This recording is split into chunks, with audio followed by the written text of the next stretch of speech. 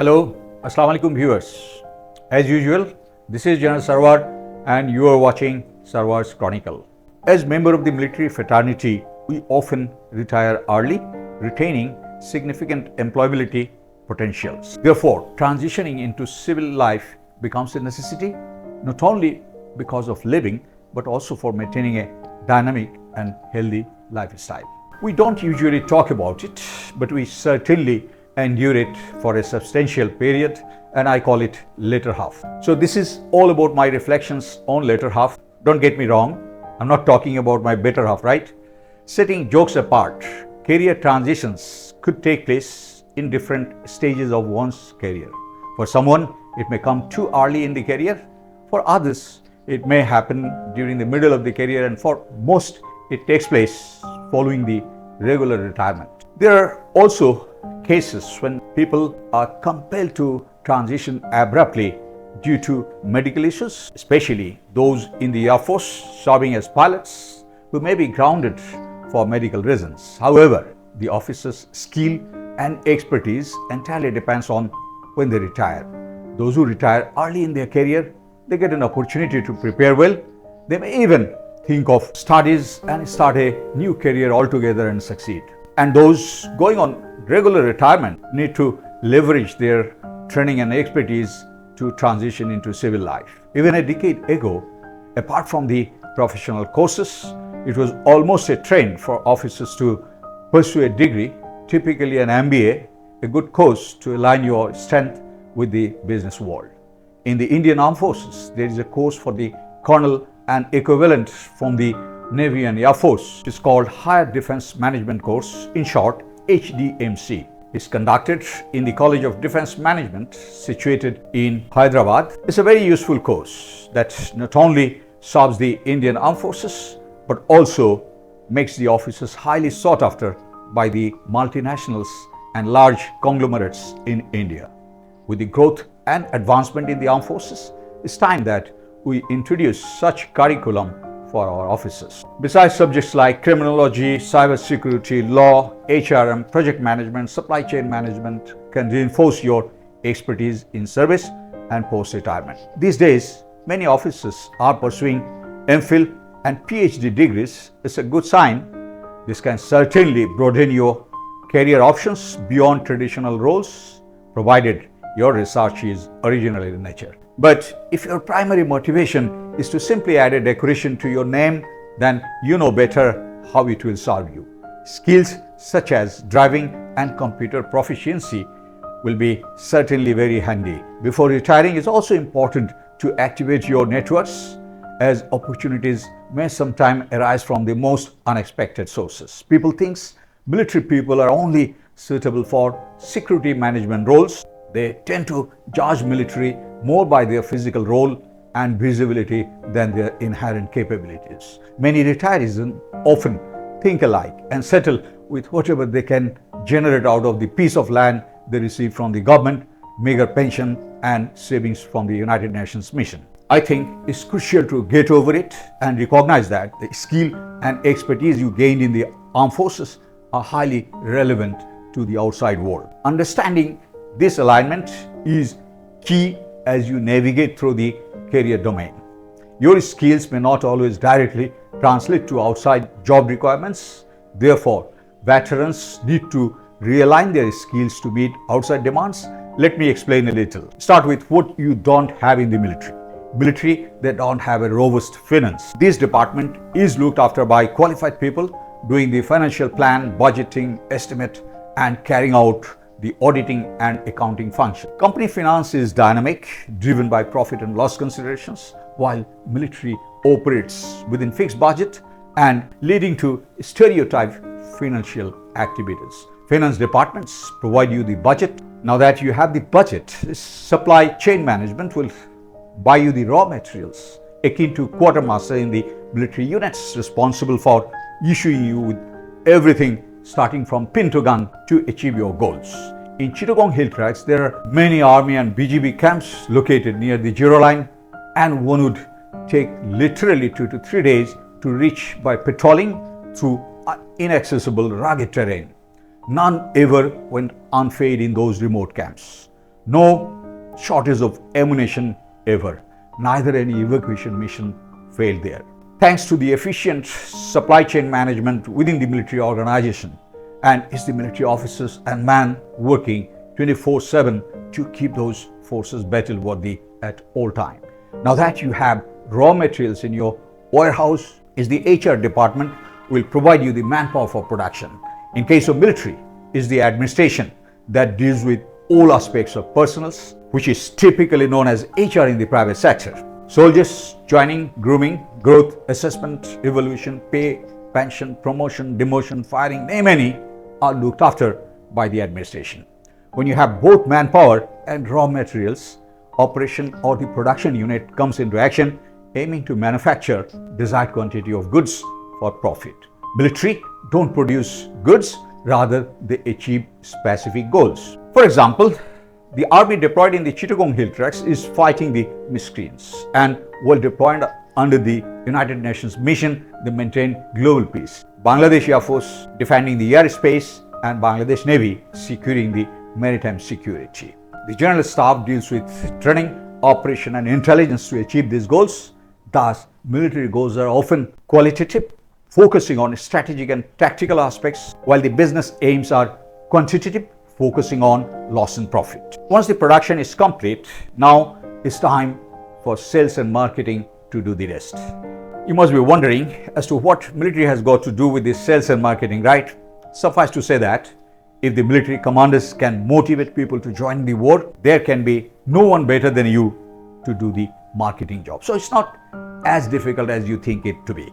Finally, maintenance, safety, security, health, IT, and all other tasks fall under the administration, a role for which the military is often a role for which military have always been the top choice. Except for the few functions that I have discussed, nearly everyone performed these duties throughout their military career. With their capacities for rapid learning, leadership qualities, discipline, hard work really equips them to seamlessly transition into various roles in the civil life. Your exposure to multinational or multicultural environment during the peacekeeping operation is an addition to your credentials.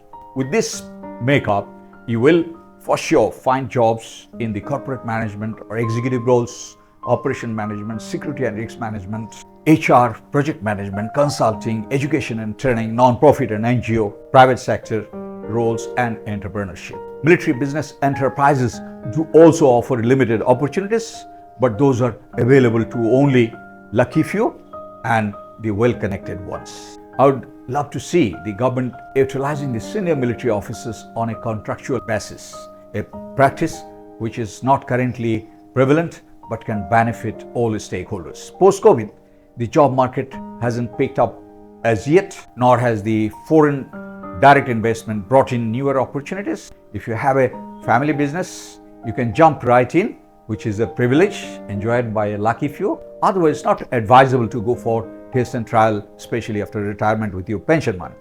This doesn't mean that military officers cannot do well as entrepreneurs. Many officers have done well, but they often began their entrepreneurial journey early on and had other contributing factors behind their success. By and large, most officers opt for a decent job in the corporate world instead. Once you're set in with a job, you need to acclimatize with the workplace. Due to my experience in the inter-service organization, I was to some extent familiar with the ecosystem, more or less associated with all the organization functioning within and outside the government. Yet, experience in the same environment as a civilian can be very difficult, and one should be prepared to take it with a pinch of salt. Sometimes military people are misunderstood, with some seeing them as uncompromising and boastful. Just think for a while, what do they do while they serve in the armed forces? All their life, they train themselves to kill the enemies, and in doing so, they remain ready to sacrifice their own lives. The level of motivation and training required for them to undertake such tasks would be fundamentally different from others. As such, viewing them as identical to civilians would be an oversimplification. I can tell you for sure, military officers are generally enterprising, well-mannered, and friendly as you personally engage them. Let me narrate my own personal experience. Back in '88, as a second lieutenant, I was stationed in Ghatal Cantonment. I was deployed for a flood duty in Tangal Circuit House during a devastating flood. It was both challenging and deeply fulfilling because it gave me an opportunity to assist the flood victims directly.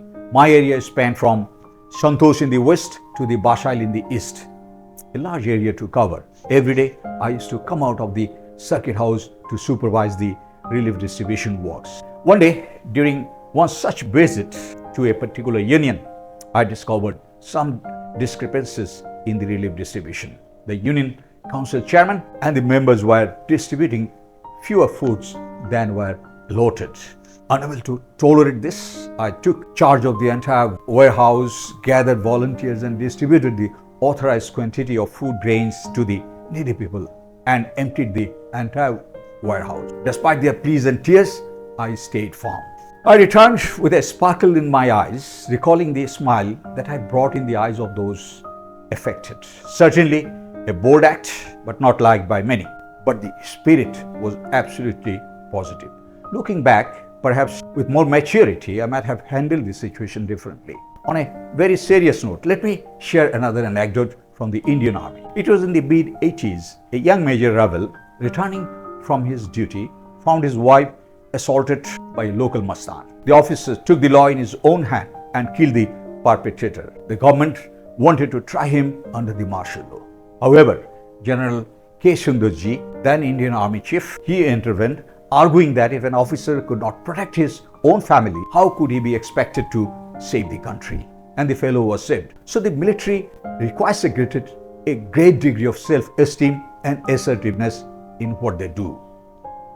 A positive attitude, dashing appearance, audacity, robustness, and adventurous spirits are their hallmarks. I wish the multinational companies, group owners and entrepreneurs appreciate these qualities and leverage their skills suitably. Once you're out of the spotlight, people including friends and peers may tend to ignore you.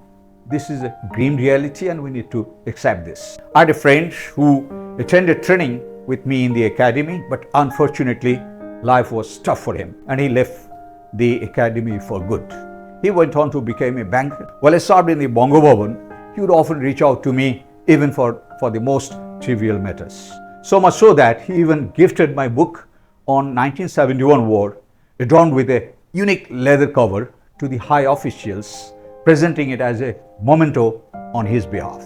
Alas, post-retirement, even if I have tried reaching him out over phone, he never felt obliged to pick it up. There will always be a few like this, so that you have some stories to tell others. Genuinely good people don't behave that way, regardless of their position. The military has a unique culture with distinct values, norms and practices, often different from the civilian life. Veterans may struggle to adapt to the less structured and more flexible non-military environment after the retirement. Don't be surprised if your colleagues suddenly starts calling you via or boss instead of using a very formal address. I would suggest tempering your expectations. When in power, don't abuse or misuse powers. There can be no better example than those high officials now on the run for their alleged corruption. When in power, these people seem like mini-gods, could get away with anything, but now no one is owning them. Their list of wealth and properties will make your head spin. Upon retiring, I became involved with an active pharmaceutical ingredients manufacturing company and a biotech industry as member of their strategic management team. Appreciating the prospect and its sophistical nature, I thought it would be a great experience, and indeed it was.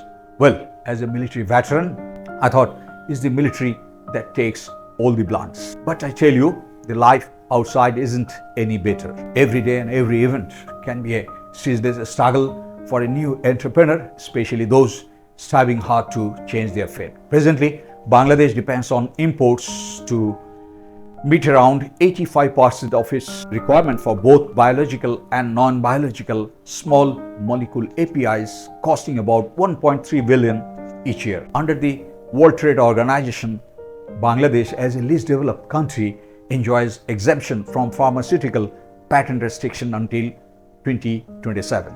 allowing the local companies to manufacture any medicine. Considering its impact, Awami League included this in their manifesto of last election. To explore this, necessary instructions were issued from the Cabinet Secretary's office to extend full support for the development of this sector, requiring a statutory regulatory order or SRO from concerned office. Surprisingly, it took nearly 5 years to secure the SRO, and about the speed money, let's not discuss that. We have had enough of stories from the media to be able to make your own guessing. By the time the SRO was published, the company ruined due to COVID and lack of operational capital. It was a huge opportunity and needed to make the best out of it. What to say, securing a foreign doctor for a private hospital typically involved navigating through 14 steps over 2 to 3 years' time. By the time approval is granted, the doctor had either been reassigned or has lost interest in the opportunity. How will you develop the health sector? Only God knows. The officials generally seem unconcerned with the issues of their clients, forgetting that these taxpayers are the ones paying their salaries. Whether it's about the country, economy or business, doesn't matter. They won't care at all. All they care about is their own stake, nothing else. Let me give you an example. Now they are demanding non-disclosure of their wealth estate. What a proposal. The system has been ruined so badly that we need to really do something about it. I thought the Uber system is a great system, but that too has gone by with the trend. Among other projects, the development of COVID detection kit and vaccine manufacturing were other notable achievements. These initiatives involved collaborations with Dhaka University alumni who are working as scientists in the US-based laboratories and research institutes.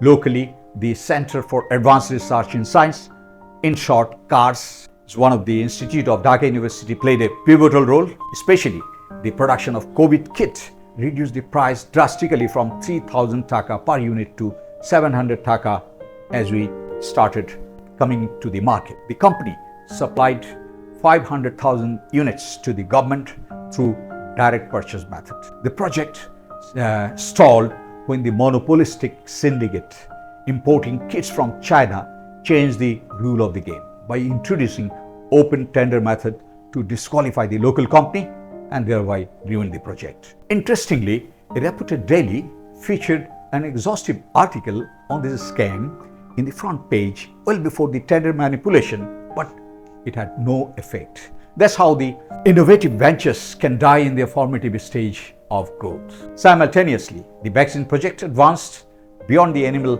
testing stage. Recognizing the project's importance, Prime Minister endorsed the request for financial support, instructing the Ministry of Health to do the needful. Despite 2 years passing and numerous formal and informal communication, the Health Minister could not find time to act, causing the project to collapse. Underlying issues are even deeper.